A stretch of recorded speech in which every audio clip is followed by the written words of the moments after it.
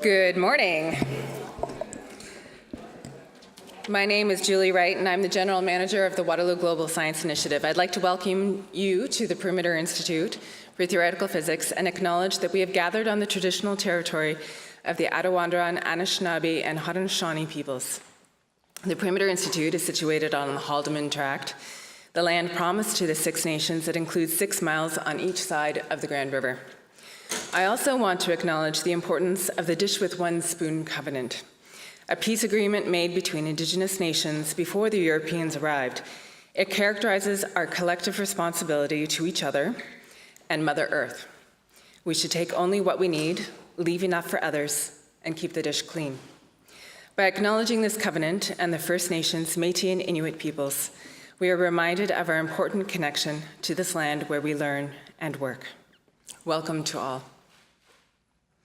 Waterloo Global Science Initiative is a joint venture of Perimeter Institute for Theoretical Physics and the University of Waterloo. We are a catalyst for collective action on complex global issues. Through local and global collaborations, we create the conditions where big picture conversations happen. Then we offer the space and time for people to act on that change. The summit conversations we've been having over the last few days have focused on the United Nations 17 Sustainable Development Goals and a community-led approach to their implementation in Canada. Summit participants have joined us from across Canada, from the Yukon, Northwest Territories, Nunavut, to St. John's and Victoria, and stops in between. In just a few moments, we'll find out more about what they've been up to. Today's session will dive into the strategic pathways the Generation SDG participants are recommending with the help of our moderator, Sandra Gionas, and a panel comprising summit participants who've been embedded in this conversation since Sunday. Along the way, we heard from Catherine Wilkinson on how we can reverse global warming through Project Drawdown, and Ingrid Waldron led us through the impacts of environmental racism and the politics of waste in Nova Scotia. If you missed any of these talks, be sure to visit wgsi.org/video. In the coming year, WGSI will release a highly detailed blueprint document that builds on the communique we are releasing today. This document provides the steps to convert vision into reality in practical and scalable ways. We thank all summit participants here today for opening your hearts and minds to us, and for the tremendous intellectual rigor and energy you brought to this discussion. But first, we will hear remarks from Her Honour, the Honourable Elizabeth Dowdeswell, Lieutenant Governor of Ontario, and Mayor of Kitchener, Vrbanovic. When the panel concludes, we'll be joined by WGSI Board Chair Feridun Hamdullahpur for closing remarks. The Honourable Elizabeth Dowdeswell was appointed Ontario's 29th Lieutenant Governor following a distinguished career. As Lieutenant Governor, her mandate focuses Ontario in the world and sustainability, including its 3 interrelated components: environmental stewardship, inclusive economic prosperity and innovation, and social and cultural inclusion, so appropriate for our SDG conversation. Ladies and gentlemen, mesdames et messieurs, please join me in welcoming the Honourable Elizabeth Dowdeswell, Lieutenant Governor of Ontario.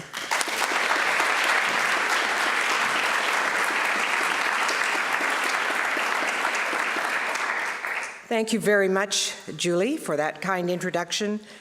Thank you also for your acknowledgement of the ancient and enduring presence of First Nations people in this land.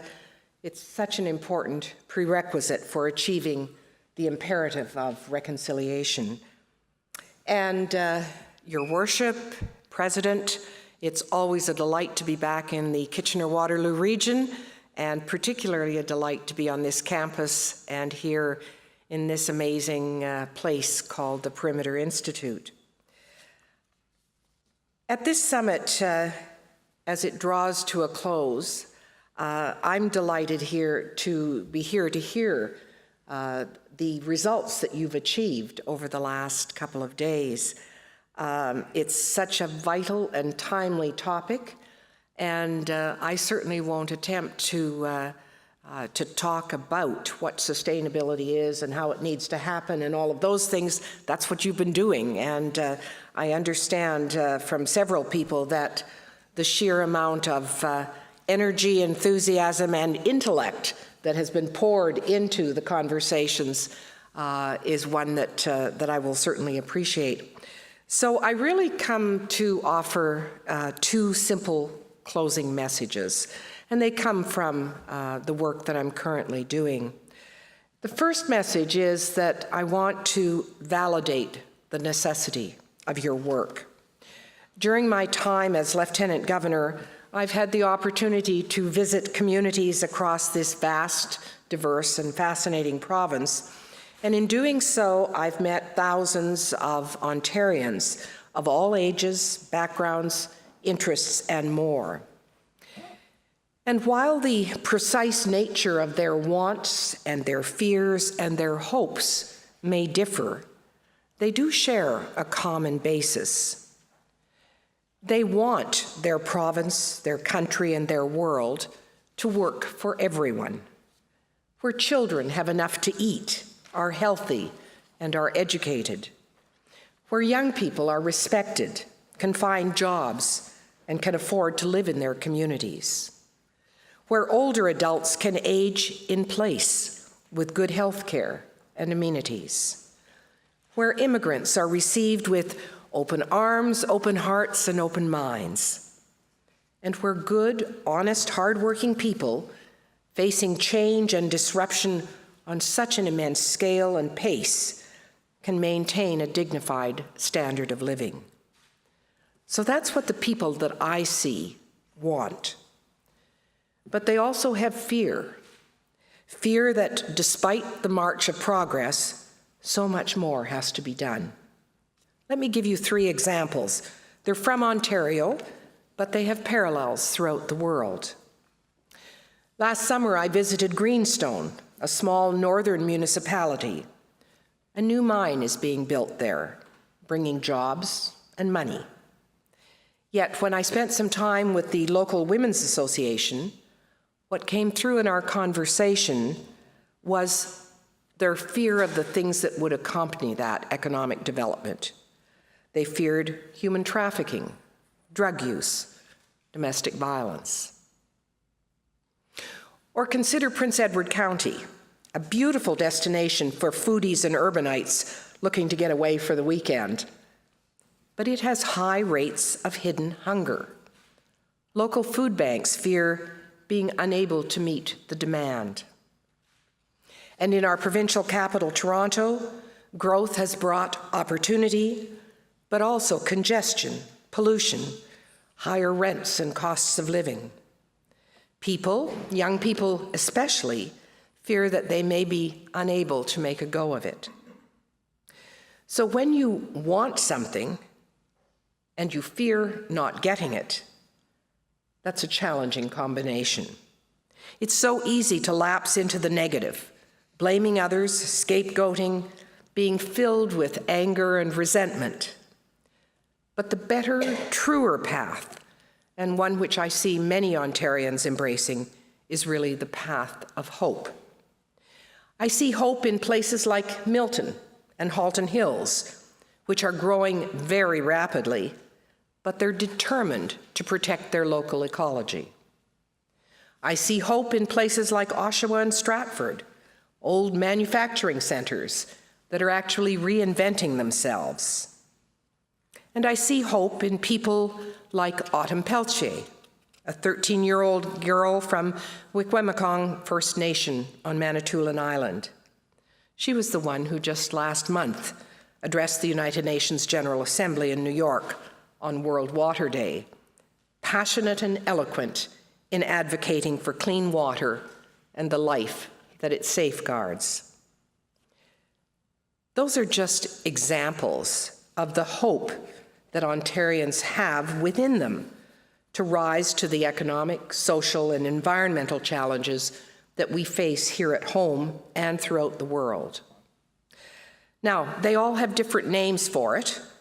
They may not call it what you have been calling it, but I think it's evidence that they actually understand and care about sustainability, because they want a province and a world that is sustainable, where we can plan for and achieve a future in which prosperity is realized fairly by all, where no one feels left out, and where the environment thrives under our mutual care.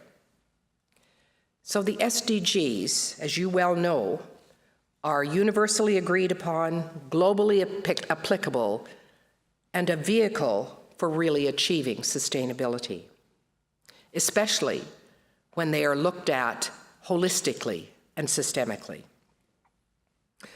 Equally, the Ontarians that I've met want a future that is resilient, where we can develop the capacity to withstand and surmount the stresses, acute and chronic, that we must inevitably confront.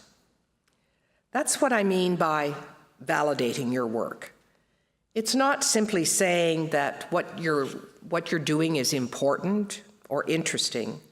You already know that, otherwise you wouldn't be here.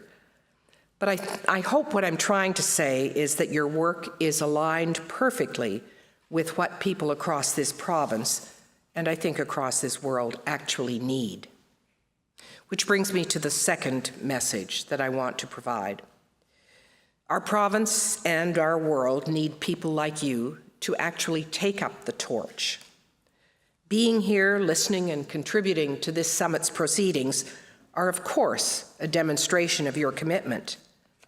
But this summit is, as I'm sure all of you recognize, just one step on the journey. So as you return to your communities, your fields of work and study, your families, friends, and networks, I hope that you'll find ways to vigorously apply what you've learned here. And perhaps you can make it a little more real if you actually draw up some specific actions that you can take. And here I'm not talking about you as a group that you belong to, I'm talking specifically about you as an individual. So, for example, I hope that you will go home and commit to actually talking about the SDGs. Not just talking with like-minded colleagues, like people who've been here, but talking with people from different ways of life. How about talking to your next-door neighbor? Do they know what Sustainable Development Goals really are?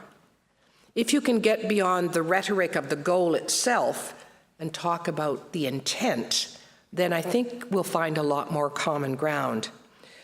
Our office, for example, is deliberately targeting the awareness of ordinary citizens in this province on the subject of the SDGs, because I fear that while NGOs, certain NGOs and academics have a good conversation, a good realization and awareness of the SDGs, if you approach the man on the street, I suspect you would find a lot less. And I think your own polling that was done in advance showed that something like only 11% of Canadians were actually aware of the SDGs.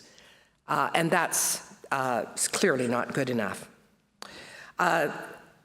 Secondly, I hope that you will also learn more about the traditional knowledge and current perspectives of Indigenous peoples and how these might be better respected and mainstreamed. Because I think that this could be a real contribution, a way in, if you like, to the long journey of respectful reconciliation. Thirdly, I hope that you will take a cause that's dear to you, whether it's one that you're already involved in or one that you've always thought you should do something more about it and rigorously pursue it. For me and our office, for example, one of those areas of unfinished business is the empowerment of women and girls. Fourthly, perhaps there are changes in your daily life that will allow you to tread more lightly on this earth and encourage others to do likewise. Like you, I was listening to the incredible statistics about our oceans at last week's Commonwealth Heads of Government meeting. Clearly, we all have the opportunity to take steps to reduce our plastic pollution. And finally, I think it's important to stay in touch with one another. You will understand completely that changing the world is not an easy task or one that you can do alone. And you'll need to be able to count on each other for advice, support, encouragement, and dare I say, friendship. And on that note, I would encourage you to check our website daily about our daily activities. And may I point out that just next week, for example, we're going to be unveiling a new art exhibit in the Lieutenant Governor's Suite, and the exhibit is on sustainability. It is curated by the amazing Bruce Mao, whom many of you might know from Massive Change, and it uses works from the Canada Council Art Bank. The publication that goes along with it is actually a series of 17 essays, inspirational short essays, on each of the goals, and they're written by people who have made a name for themselves internationally working on each of those goals. This will all preface some further work we'll be doing during the course of the year, salons, dinner conversations with a handful of people around each of the goals.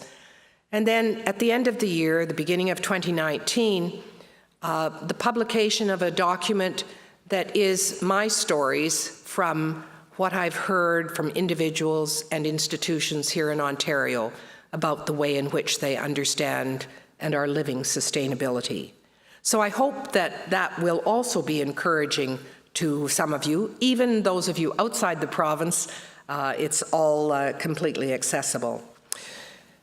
Achieving a world that works for everyone is going to require uncommon energy and resolve, but we really have no other choice.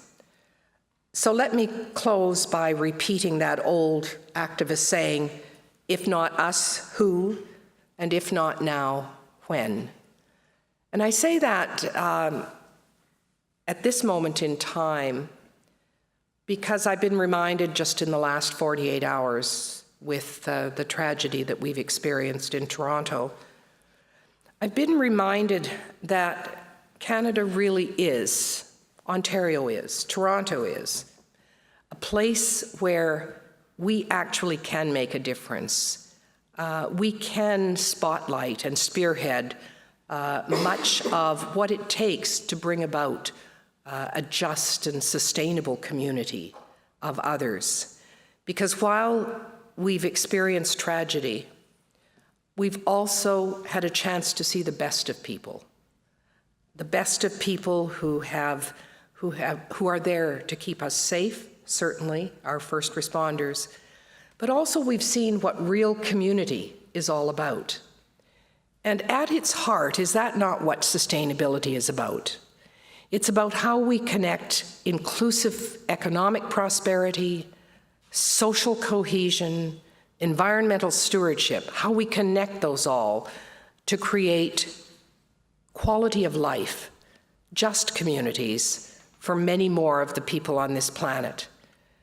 And this week, I can't think of a better place to actually make sure that we put ourselves forward with pride as a country, as a province, as communities in Ontario, to showcase that for the rest of the world. Thank you very much for what you've done in the last couple of days. Thank you for allowing me to be part of hearing about the conclusions you've arrived at. Merci, miigwech.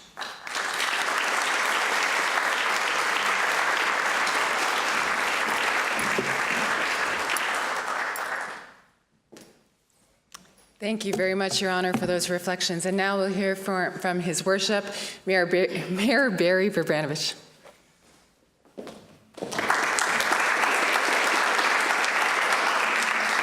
Well, thank you very much, Julie. Your Honor, Mr. President, ladies and gentlemen, let me begin, Your Honor, by extending our condolences to you and Mayor Tory and the people of Toronto on the difficult situation that occurred in Toronto this week. I know it's unified not only the people of Toronto, but in fact Canadians from coast to coast to coast. Ladies and gentlemen, on behalf of Kitchener City Council and the City of Kitchener and Waterloo region as a whole, I'd like to thank all of you here today for attending this Generation SDG Summit the last few days. For me, it's very heartening to see so many people attend this summit to discuss the SDGs, since the UN Sustainable Development Goals are something I've been working closely on for some time. Both as mayor of the City of Kitchener and as a part of the presidency of United Cities and Local Governments, we have actively contributed to the SDGs in partnership and as equal partners with other contributors like international institutions, national governments, the private sector, and so many others. In fact, it was through United Cities and Local Governments where I and others have been part of many discussions in various forums and have actively been advocating for a greater role for cities and local governments on national and international issues. As many of you know, the precursor to the SDGs was the UN's Millennium Development Goals, or MDGs. And while those were good goals, we knew there was something more that was needed. That more was significant local, grassroots government involvement. Through the work of organizations like the Federation of Canadian Municipalities and UCLG, we attended consultations and worked hard to ensure local government had a voice and was continuously engaged so as to have a greater role in developing the successor to MDGs. And I'm proud to say that collectively we did our part in helping develop the SDGs that you see today. Through those collective efforts, I'm also proud to say that a standalone goal, SDG 11, on sustainable urbanization was created, as well as getting all the SDGs to take into account the opportunities and challenges at the subnational level, which has been a great part of your conversations the last few days. SDG 11 marks a major step forward in the recognition of the transformative power and role of cities and local governments in driving global change from the grassroots up. Now, all the SDGs have targets that are directly or indirectly related to local government. Also important is that local government is seen more than just implementers of the SDGs. We are not here to just be told what to do. We want to roll up our sleeves and be part of the solution. Through these SDGs, local governments are recognized as policymakers, leaders in transformation, and the order of government closest to the people who can actually create the change that these goals envision. We are the catalyst of change, together with civil society. Now that we have these SDGs, what do they mean in practical terms for local government? For our part, we see these SDGs as not only having links to local government, but also that they're interrelated. The best way I can explain it is through an example. The City of Kitchener recently approved a digital Kitchener strategy. This strategy does many wonderful things for tech and innovation in Kitchener and throughout Waterloo region, but it also has links to the Sustainable Development Goals. As part of our strategy, we implemented a transition to smart LED streetlights. These streetlights will have sensors that will brighten the streetlights as needed based on the amount of daylight every day throughout the year. Also, the sensors will eventually be used as part of smart infrastructure for data collection. So when we look at LED streetlights and sensors, we recognize that this technology certainly reflects SDG 11 for making cities resilient and sustainable, but also touches on SDG 7, sustainable energy, SDG 7, building resilient infrastructure, and SDG 13, combating climate change. Our Digital Kitchener strategy also establishes a goal of being inclusive. We want to create a service level for public technology and internet access across the city, making it easier for everyone to access information. Working with partners like the Kitchener Public Library and other local groups will help lay the framework for digital programs and standards that make it easier for everyone to access information across the city. By setting a goal of being inclusive and working with local partners, we achieve SDG 1, helping end poverty by providing greater access to services, SDG 4, equitable education and promoting lifelong learning, SDG 5, providing for gender equality, SDG 10, reducing inequality, and SDG 16, promoting peaceful and inclusive societies. For SDG 5 in particular, gender equality, we know that goal is very important, not only to our national Canadian government, but it's important to all of us at all levels of society. So we're happy that we can help reduce barriers for all of our residents through things like the Digital Kitchener strategy. In closing, I once again want to thank all of you who have spent the last few days here discussing the Sustainable Development Goals and what it means in terms of implementing them at a subnational level. I want to thank the organizers, both the Perimeter Institute and the University of Waterloo, the World Global Science Initiative, for putting together this wonderful event. I look forward to hearing the results of your work, and I encourage you to continue your journey and make this issue of SDGs, the 17 SDGs, and looking at them, as Her Honour said, from a holistic perspective, relevant to everyday Canadians in the communities in which we live. Thank you very much, and have a safe trip back to your homes.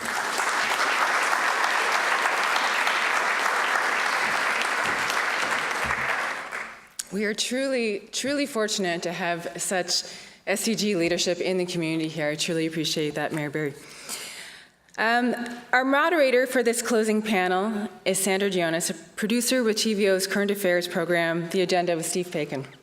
She's been a part of the WGSI TVO collaborations in the past and produced The Agenda's programs for our very first summit, Energy 2030, which took place in 2011. She regularly covers the health care reform, mental health, and science and ethics issues on the agenda, and is an award-winning producer. We're so grateful that Sandra could join us today. Thank you for bringing your journalistic perspective to our closing session. Thank you. Hello, everyone. I'm going to get to my fellow panelists in a second. I just wanted to say thank you for inviting me to the closing panel of the Generation SDG Summit. As Julie's mentioned, I've been really lucky to be a part of these summits over the years. It's a real highlight for us in the newsroom back at TVO, and we, together with WGSI, have built a really wonderful partnership through these summits because we speak the same language and we share the same goals. We both believe in the power of public discourse. We both believe that you need to be informed in order to understand the increasingly complex world we live in. And we both believe that an engaged citizenry has the potential to act, in many cases to act locally to make the world a better place. And so, as I was telling Julie and our panelists, I've really enjoyed over the years watching the delegates feverishly work together as they collaborate to create the prized communique of the summit, which I heard was recently finished, and congratulations to all of you. And this document is so important because it's the blueprint of shared goals and values and a plan on how to move forward. And so we, from TVO, are very proud to continue to be the broadcast partner of this initiative and look forward to future collaborations. And without further ado, I'd like to introduce our panel. Amelia Clarke is an associate professor at the University of Waterloo. JP Bervoets is VP of Community Foundations of Canada. Brielle Beaudin-Reimer is a citizen of the Métis Nation, and she's also a policy analyst with the Manitoba Métis Federation, and at the end there. And third here is Kaylee Taylor, who is with the International Institute for Sustainable Development and part of the Geneva 2030 Ecosystem Initiative. So please welcome our panel as we begin.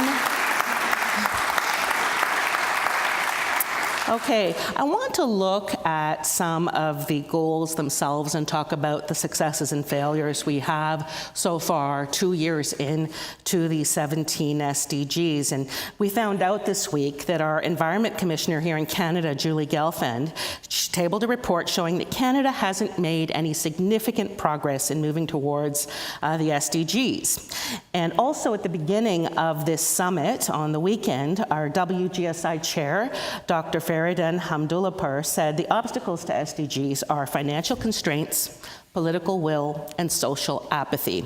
So I want to go around the table here and ask all of you, which of these three factors, financial constraints, political will, and social apathy, do you think have been part of the reason why our nation as a whole has been unable to make any progress in the last couple of years? Amelia, I'll start with you.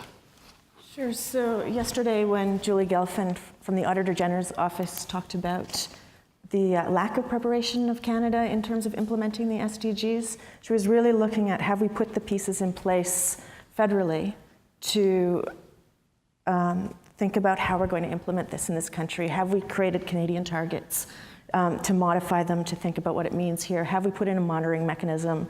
Is the federal government working with the provincial government, etc.? And so coming back to your question of where's the failure, I think we really need a national strategy around this. And so we need something that's looking at what can the federal government do, what can the provincial governments do, what can civil society, academia, all of us do, and bring that conversation around SDG implementation to the forefront. So the political will hasn't just been formulated yet? Political will is a piece of the story, but I actually think it's a larger enabling environment. Okay. They were adopted at a time when we were in a federal election.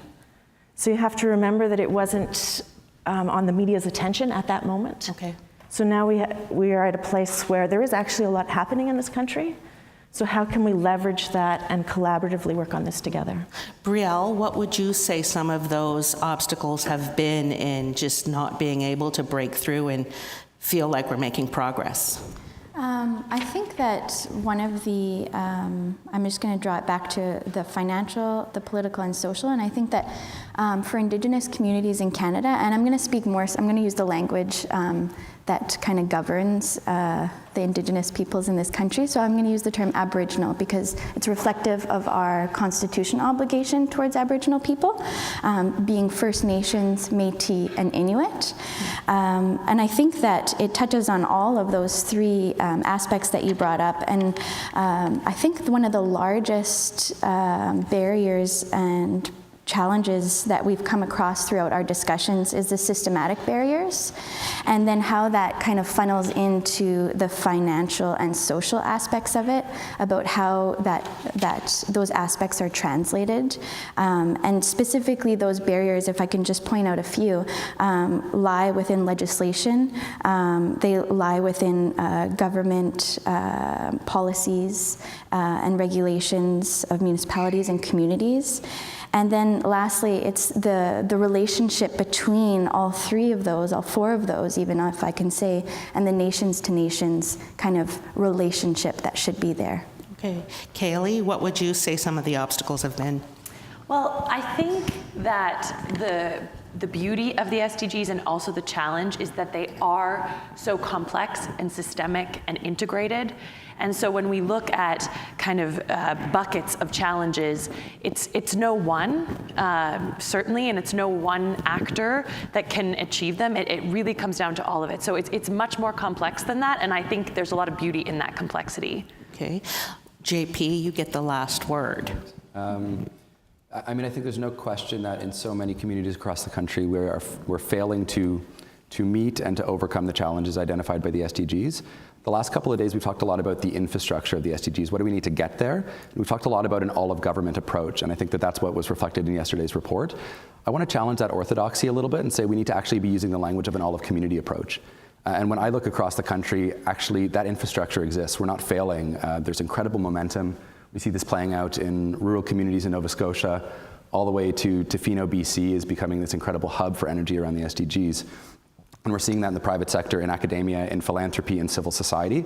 And so yes, government can light a fire, but I actually would say that we're doing incredibly well, even though we were late to the game on the SDGs, in building out the social, the financial, the collaborative, I guess, ecosystem or infrastructure to get there by 2030. So there is groundwork being done. Incredible groundwork, yeah. I want to bring up the communique again, and maybe I'll start with Brielle on this particular question, because what the communique stated is that there's been a disproportionate amount of the burden on reaching the Sustainable Development Goals have been placed on the Indigenous community and marginalized communities as well.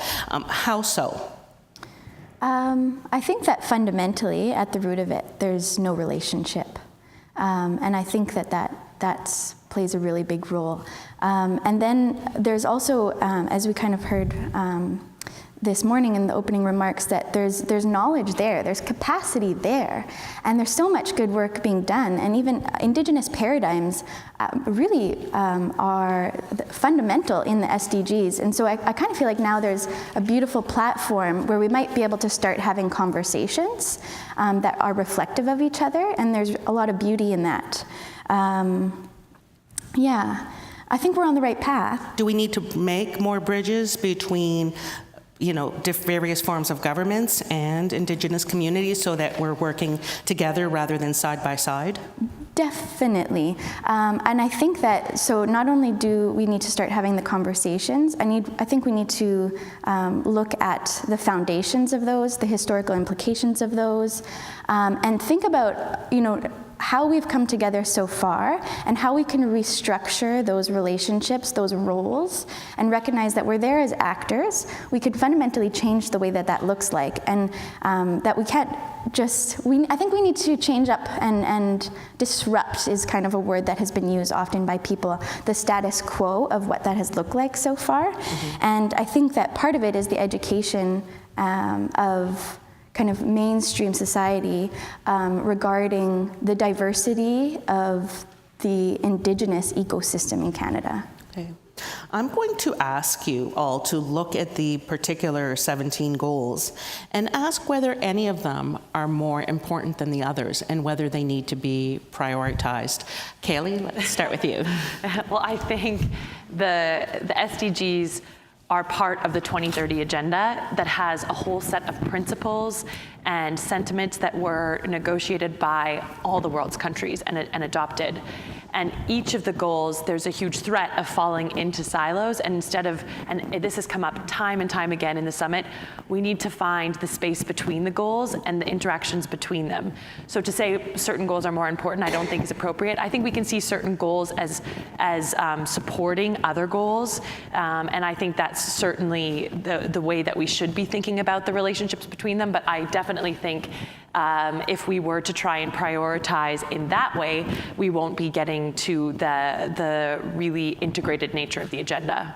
Amelia? I agree fully. So even in a Canadian context, when you take the global goals, the whole suite of them are relevant. So we might be adapting them in one way or another of what does poverty mean in Canada. But at the same time, the integrated nature is really the key here. You don't think about sustainable cities and not also think about climate or poverty or hunger or these aspects. So even though there's one goal on sustainable cities, as our mayor mentioned, the others all touch on what is relevant for what cities can do as well. Okay. There is a worry that we are moving backwards on some of the sustainability development goals. And I want to ask each of you, are you worried that some of these goals, be particular, we are falling back on, and why are we failing to meet the 2030 benchmarks? JP? Yeah, my answer to that might actually be similar to my answer to the last question, and that's there's a goal 17 in the SDGs, and it reflects a sentiment that we've seen result from so many, not only UN conversations, but conversations around the world around how are we going to actually get towards fundamental change in any of these areas, and that's through building partnerships. And I think the SDGs requires a much more nuanced understanding of what it means to build partnerships. And so while we might be moving backwards, the infrastructure of partnerships from the standpoint of how are we listening to communities in different ways, how are we reshaping relationships, and maybe how are we connecting private sector and philanthropy and government better, is the infrastructure that we need to be focusing on. So for me, that's the goal. That's also the solution to how we I guess, halt a backward momentum around some of these goals. Find the interconnectivity and the intersectionality that you mentioned should exist between these goals. That's really what makes the SDGs unique and quite powerful, is that there are 17, but actually these are all interconnected, and build the relational infrastructure we need to move forward across the board. Okay, Kaylee? To parlay on JP just a little bit, and in the partnerships work that we were looking at, one of the things that we found central is this idea of healing. And I think that where we might be falling behind is because we haven't, as Canadians, done enough healing to bridge between communities. Can you be a little bit more specific in when you say healing? Well, we equated it to trust as well. There are some historic breaches of trust that in Canada need to be addressed if we're going to move ahead. We've talked about that between levels, but then also, of course, between nations, such as the First Nation. Yes. Okay. Jumping on that one? Absolutely. I just want to say we're 3 years into the implementation. So when we can say we're falling behind, I actually think we need to look forward and say there's still time to go in the right direction here. Steer the ship. Yeah, because really we're at a place where we've benchmarked where we are. And now how do we, in the next years, make sure we're on the right track going forward, instead of looking back and going, we're not there yet. Okay. Looking at, you're going to go home after today and you're going to go back to your daily challenges. What's the biggest challenge you face in your work to meet the sustainability goals? I'll start with you, Brielle. Yeah, I think that, first of all, there's no dialogue about the Sustainable Development Goals. We heard that there's about 11% of Canadians that you would ask that would answer that they knew about the Sustainable Development Goals. And in our communities, and we had some representatives from First Nation community here also, and other Métis people as part of our group. And I don't think that there's a consciousness of Sustainable Development Goals. And one of the first things that I shared with the group is that those Sustainable Development Goals are foundational components to philosophies that guide Indigenous communities. And I think that we can kind of see that, if I may just take this moment to say, we can kind of see that more recently in the media, we see outcries from Indigenous people regarding some of the pipelines and infrastructure. And I think that comes across to Canadians that Indigenous people are anti-development. And I think this can be problematic. We're not anti-development. We're trying to move forward, but the ways in which that is being done is against the Sustainable Development Goals, if you will, and again against the connections to our ecosystems that we've kind of been left with to protect. And now when there's the reach of development is going into those areas, there's some clashing happening. And I think that discourse could change in the relationship between citizens and Indigenous communities, Aboriginal peoples in Canada. We should start to have those conversations, but in ways that is outside of just the academy and just the other sections and areas like the nonprofit world. Mm-hmm. So really listening to the local knowledge that exists. Is the next challenge. What about for you, Kaylee? How do these... I think there's a very human challenge in that I work in the international context, and I have seen that international development is also competitive. And that kind of goes against the cooperative nature of the goals. And I think one of the things I deal with most is, resource competition or even kind of ego, like this is my project and my name and that sort of thing. And I think really, connecting with my fellow Canadians here today, over the last couple of days, it's been very clear to me that building on the work, connecting the dots, and kind of leaving some of those competitive tendencies aside is where the richness and the excitement it actually is. Well, check the egos at the door. Exactly. JP. The tagline of the SDGs is "Leave no one behind," and we spent a lot of time actually debating the semantics of those words, of that phrase. I won't do that right now, but I think that however we want to describe it, that desire to leave no one behind is the biggest challenge right now that we face. And I think it speaks to Brielle's comment about really letting local knowledge guide how we engage in the SDGs, that right now there is a sense that it's a top-down agenda, and we need to shift that narrative here in Canada and really use this as an opportunity to listen to community and let communities define what the future of that community looks like. And that's not just about listening, but it's actually about grappling with systems of inequity and injustice in Canada. Mm-hmm. That's hard work. And so to actually do the SDGs, we need to fundamentally question the systems we have in place to get there and how we reorient them or reposition them so that community voice, local knowledge, leadership, et cetera, is at the forefront of driving kind of Canada's hopeful success, I guess, around the SDGs. Right. Amelia? So for me, the challenge is just how much of a transformational change that will be required for us to achieve that. So if I can use an example from my own university, University of Waterloo, we have a sustainability policy. We have a fantastic strategy for implementing sustainable development, which is aligned with the Sustainable Development Goals. Under the climate one, we have a really aggressive and fantastic target around carbon neutrality by 2050. So you start to think about that. What does carbon neutrality mean for a university by 2050, and how are we going to get from here to there? And what do we need to do now that makes sure that we're putting in the right infrastructure, that we're doing the right changes now in our short-term decision-making that's going to put us on the right trajectory to get there? So cities are making the same types of commitments around 80% reduction by 2050. And again, the infrastructure decisions we make today are absolutely going to either put us on track for that or not. But it's this longer term thinking, and I'm just pulling out the climate, but I actually think we can use a lot of the momentum around transformation and climate to build in a lot more sustainability thinking, to make sure that we do it. As we shift to a low carbon economy, we can also bring in the social and economic thinking that's needed.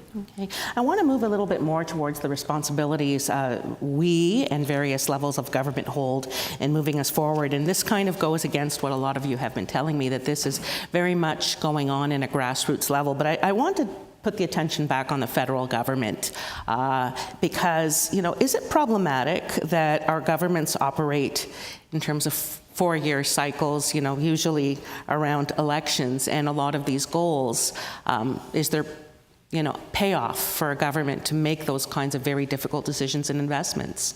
Kaylee? I think, of course, pairing short-term cycles of leadership with very long-term sustainable thinking is a challenge. I think another challenge is that within this very rich framework of the 2030 agenda, the word accountability is not actually used, and that is very deliberate. I think that all of us need to hold governments accountable, and there was a group working on accountability, and they also teased out this element of people need to be held accountable, but only if they're given kind of the means they need to deliver on what they're expected. And so I think that there is a lot to tease out there, but certainly I do think there is a mismatch between short-term cycles and long-term thinking, but that's why it's crucial that all parties are on board with sustainable development. You know, we have a federal election next year, and my question is, and you know, perhaps the group I represent, the media, has a role in this, but how do we get sustainable development goals into the minds and hearts of the Canadian voters? Amelia. It's a toughie. So it's inherently not really about the goals, it's about what they're aiming to do. So it is about no poverty, it is about no hunger or biodiversity or clean air. That's where it matters to people. And really, we want to leave no one behind. So that's the conversation that matters to Canadians, and also what one would hope to all parties. But if I can come back to the last question a little bit, the onus isn't just on government here. So business has a role to play, academia has a role to play, and we're all working with different timeframes. So civil society has a role to play, youth have a role to play. So taking that pressure off, expecting the government's going to make it or break it, will enable us as a country to make it. I want to play off of something you said here, and it's not so much the goals, but the end result. Brielle, these goals are very complex. They're somewhat jargony. That's maybe perhaps why they're not well understood. Is there a huge communications gap between this initiative and, you know, 11% of Canadians being aware of the goals? Definitely, and I think that if you were to dive deeper into that 11%, I think those statistics would show where greater discrepancy is between the communication gaps. So I think that a lot can be done about that translation of knowledge and how we communicate regarding the Sustainable Development Goals. I think there's an excellent opportunity for bridging in that knowledge translation to communities and to, you know, from whatever scope you're looking at. Yeah. So how do we bridge that gap? How do we make people understand that there are 17 goals and there's a time frame in order to meet them? Kaylee? One of my favorite things that came out of this was meet people where they're at. You know, don't make them come to the agenda. Find ways that we can take the agenda to where they're at. Some of the cool ideas were around using social media influencers that already exist, or using religious leaders who speak to large communities, thinking about farmer associations and how they might talk about it and make it relevant to their audiences, and about the impacts, not necessarily that they need to know what all 17 goals are. Was there any discussion during the last few days in terms of how to make sure that this is on the agenda in the next federal election and that people understand what's at stake? JP? I think it's on the agenda. So sorry, I'm always sort of flipping orthodoxies or challenging questions. The SDGs are the things that Canadians, regardless of political affiliation, care about. When you watch the parties debate, they're talking about the economy, they're talking about the environment, they're talking about health and wellness, they're talking about human rights. These are fundamental issues that all parties are grappling at understanding and coming up with a set of solutions for. And I think that that's where we need to meet the average person, citizen at. Above and beyond that, the SDGs is an incredible community framework, institutional framework, national framework, international framework. It provides us a common language, a common measurement system. There's so many things that I think will allow the SDGs as a framework to bubble to the surface. But at the end of the day, these are the things that communities are grappling with. So we can call it SDG 5 or we can call it gender inequality, but it's gender inequality. That's what communities care about. That's what they're feeling. And so, if we don't get to a uniform understanding of what SDG 5 is and what the sub-indicators are and so forth in the next year or two or through the next election cycle, I think that's okay. So there's still value in applying these kinds of measurements, even if the population doesn't, the majority of Canadians don't understand what's at play. We had an incredibly brilliant and diverse group from across sectors that has spent 12 to 18 hours a day together for the last 4 days. And that common language and that common framework allowed that to happen. That's not a conversation that would have happened in the same way in 2013 or 2014.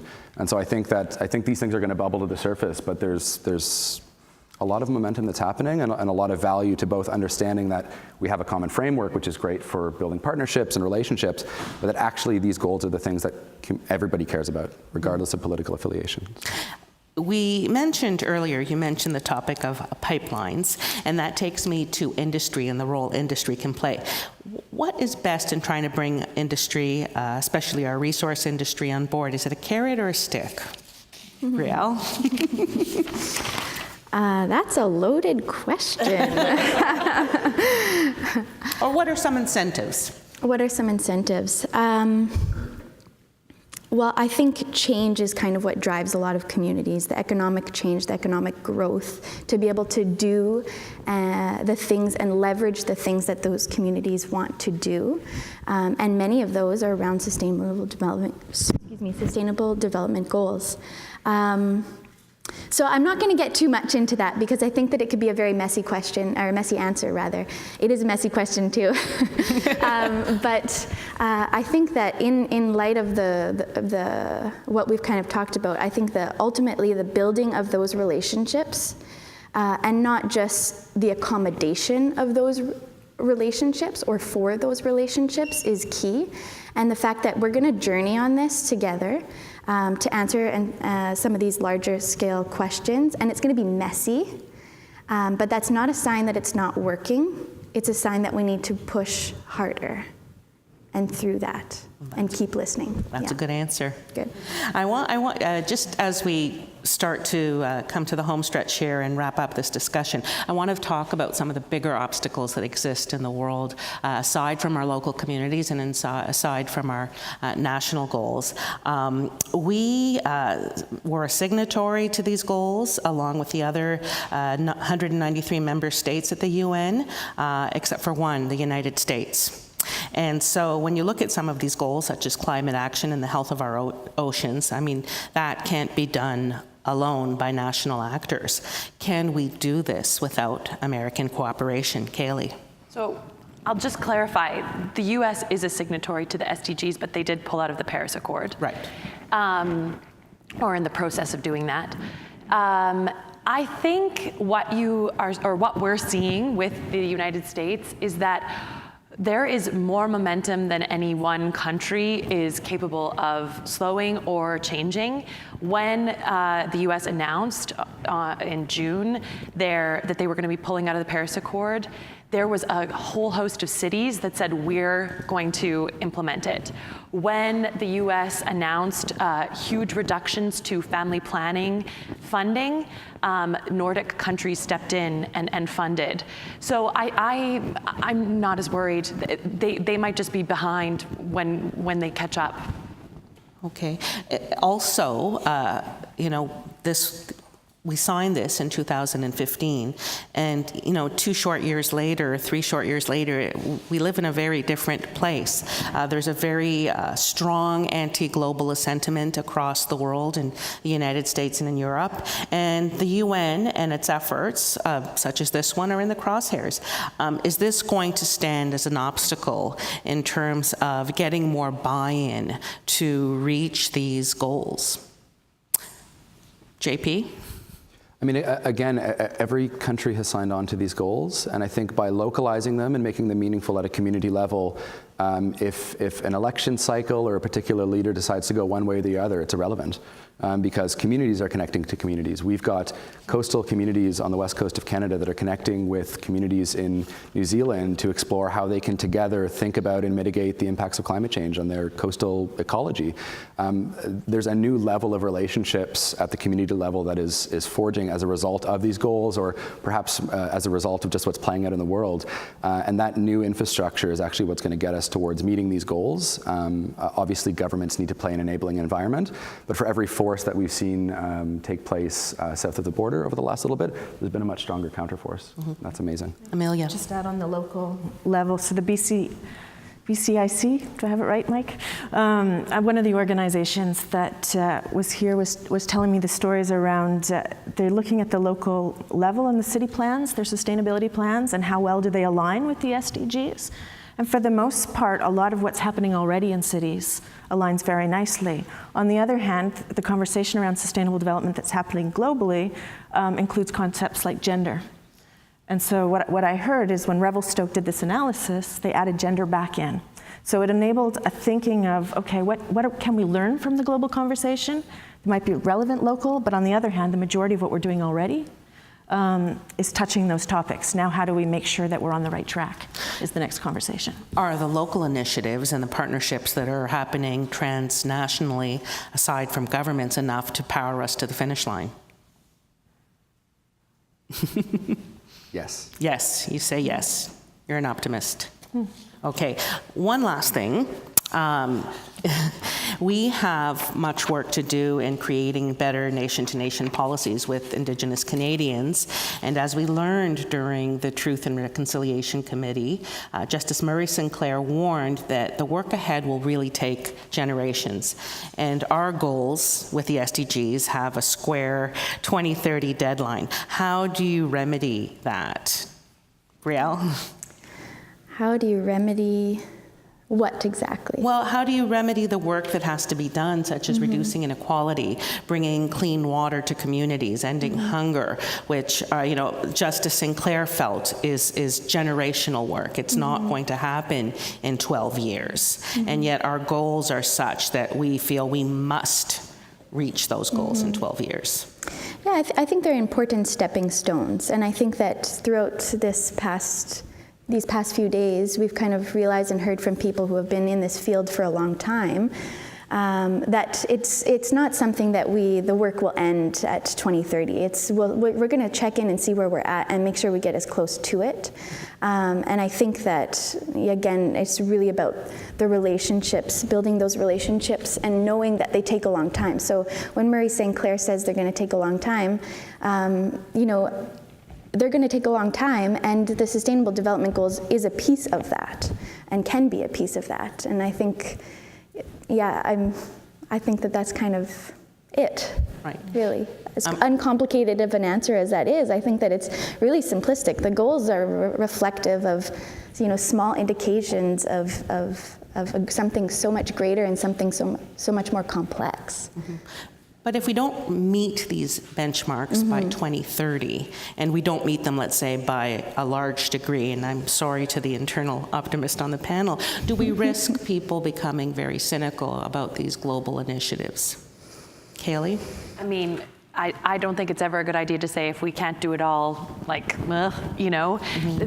the end of the day, we need to get as close as we possibly can, and that requires a mobilization. And I think one of the most interesting things I heard this morning was that this is about building on the potential and the momentum that already exists, and so we just got to keep pushing. Did any of you have a really big aha moment during the last 3-4 days? For me, it was really realizing how much of these policy kind of practice systemic issues actually come down to relationships between people, between communities, between institutions. And I think for me that was a really great way to frame some of the work I need to do, is focus on how strong and how much trust and healing is in those relationships. Okay. Amelia Clarke, JP Bervoets, Kaylee Taylor, and Brielle Beaudin-Reimer. I hope you all stay in touch and maintain those relationships. That's been our panel for today, and I thank you all for being here.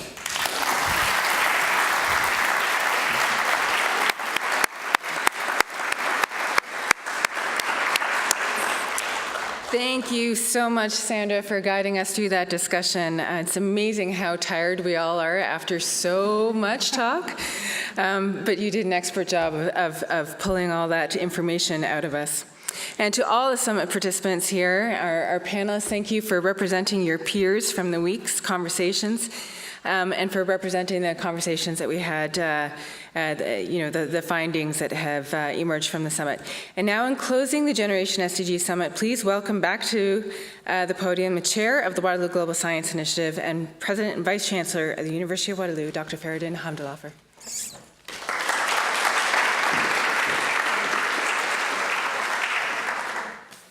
Thank you, Julie, and what a great way of bringing this summit to a close. What a great finale. It's just, the brass and, the everything, they were flying here. Fantastic. When we started thinking about how these two great institutions in this region, being side by side, sharing so many common elements of our existence, and in a way doing just fine and doing what we do so well, and how do we put those together and create something different, something more impactful, something more meaningful. So the whole idea of Waterloo Global Summit Initiative was truly an initiative. It was an idea, and that idea came to being from a very simple question: why not? Here's one institution who's at that time we weren't 60 years old, but today, just 60 years old, done some marvelous things, and itself came to a being from the same question of why not. While there were so many great post-secondary institutions existing in this province, a group of people came together and said, we need a different kind of post-secondary education institution here in this province that could do things differently, that could offer scholarship, that could offer education a different way. And the whole thing was, yes, why not? And Your Honor, going back to your question, if we're not going to do it, who's going to do it? We thought, yes, we could do it. And if not now, when? That was the time. Perimeter Institution followed a very similar pathway. While there were so many great theoretical physics institutions in the world, thought this is a great place to have this. That institution will deal with some very important, very curious problems, or deal with some questions, try to find some questions that may not even be questions existing yet. And can you imagine the power of bringing these two institutions together around one central core? And that is, what can we do for broader societies, broader groups, broader environment outside our own institutions? The University of Waterloo, as I mentioned, is very proud over the past 60 years to offer the kind of, very innovative, very different, very unconventional education to hundreds of thousands of students. At the same time, be very proud while we are dealing with, at the very core fundamental level of scholarship, being in sciences or humanities, we have been able to translate it into something that anybody could say, well, I'm benefiting from this. And to be able to bring those together, we said, well, we need this global summit initiative that we can deal with issues that are far greater than the ability of these individual institutions to be able to deal with. So that was the idea behind this initiative. Then our search started.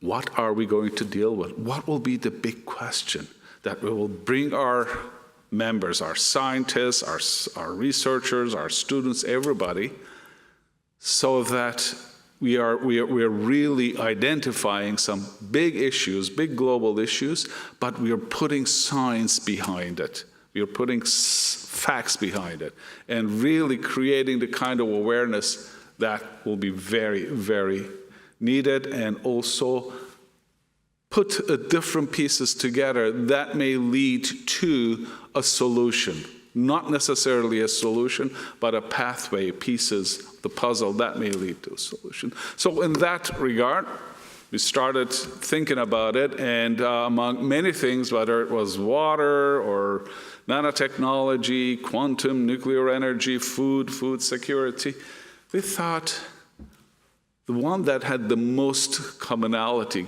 among all of these was, or the origin of many of these questions was energy.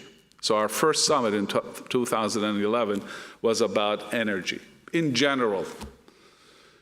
I think it was fantastic. We had a lot of energy created at that summit. Then after that, we considered it to be very successful. We said, well, how can we broaden this? What will be the other element? And we found another E, that was education. Thought, well, education will play a really significant role, not in the conventional sense, but what would it look like and how that education question could be embedded in everything else that we think as of global consequence and importance. After that, we went back to energy again because we thought that it was incomplete, the first one we did. Then after our third one, we put our heads together and we thought quite a bit. Said, well, there's got to be something that could encompass a lot of these things, but is so core and so fundamental to every single person on this planet. And thanks to a number of people, we decided that, well, you know what? This wheel already exists. We don't need to reinvent a wheel to really mobilize this. SDG was there, and how do we then bring our unique footprint to this platform so that we will create more awareness, but at the same time, we will be able to bring people from various backgrounds, various areas in the world, and start really pushing this together. I really like the answer when we said, well, can we do this as a one single package? I hope we can, but if not, there are so many pieces in there that they alone will make a big difference in doing those. In the last few days, you had fantastic conversations. I do believe that when you combine all of those today, our level of knowledge in many subjects, our level of awareness in those areas, and most importantly, our determination in going heads on and making sure that we're making progress have improved significantly, have gone up significantly thanks to your participation. They mean something to us here, people who are here today. They mean something to people who live tens of kilometers away from here. They mean something to people whether at a very high level of prosperity or at the very low level of prosperity. When we look at those things, we say our thinking should be different. We are so proud. I'll share one example with you. This came out of the PhD work of a student at the University of Waterloo who worked on a very, very fundamental question. But when he was able to really understand the question better and come up with a good understanding and solution, all of a sudden that solution opened a way to something was very, very important. This graduate now, along with some other people who brought different aspects to this, I call it now from fundamental science to innovation, and the result was the world's first artificial kidney. And this startup is now called Kidney Labs. And when I found out about it, the enthusiasm around the room was that imagine enormous financial impact of this, like world's first artificial kidney. And my immediate thinking was unbelievable change in quality of life of millions of people who will not be prisoners of dialysis machines anymore. And this can go to any parts of the world because it is this big or this small and could be implanted through a very simple surgical procedure. So this is what is happening at our institutions. Thanks to your work, thanks to what we've been doing here, we're putting different lenses that when we come up with an idea, with an innovation, say, oh, what a wonderful thing. I just invented a photocopying machine, and that will be great. I can make prints.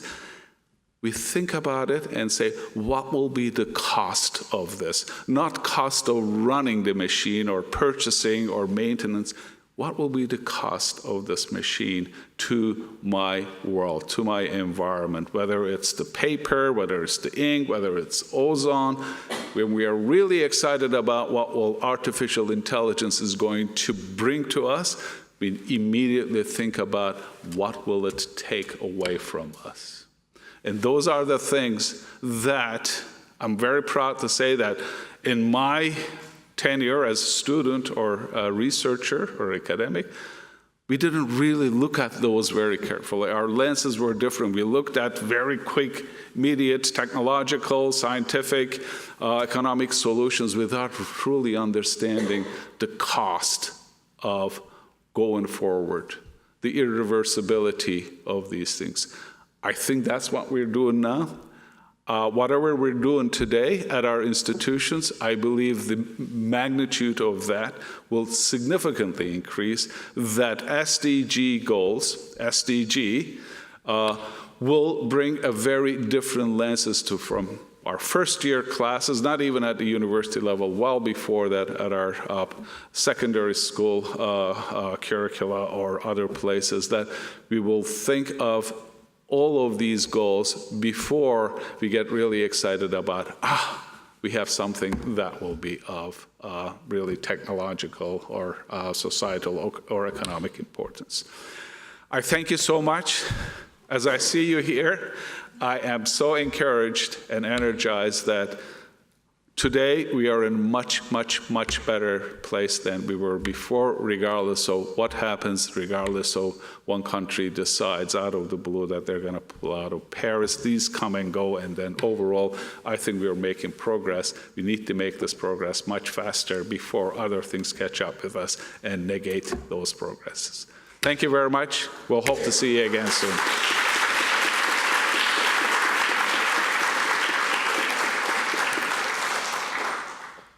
Of course, my colleagues who are here, they know that I often lie. I say I'm finished, but I'm not.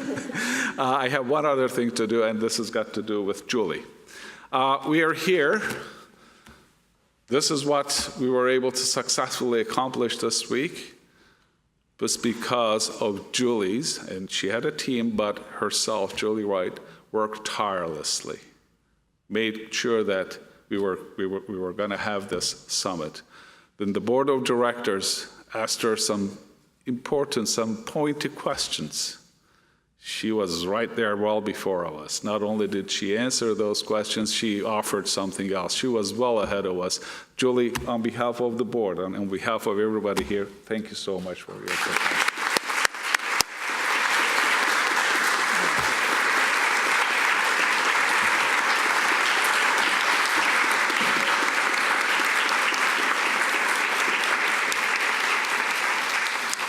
I I was very fortunate to have spoken to all of you before I spoke to my board.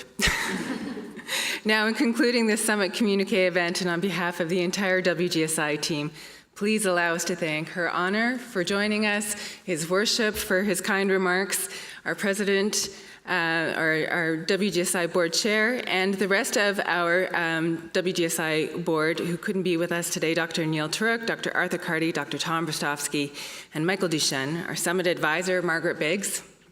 Thank you, Margaret, for all of your guidance over the last many months.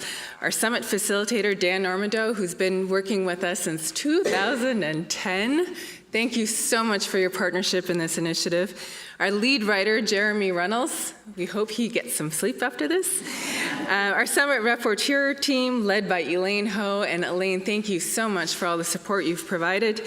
The WGSI team of Haley Rutherford, Dana Bowman, and Kate Pierce, who I could not do this job without you ladies. You are absolutely fantastic, and you're such a pleasure to work with every day.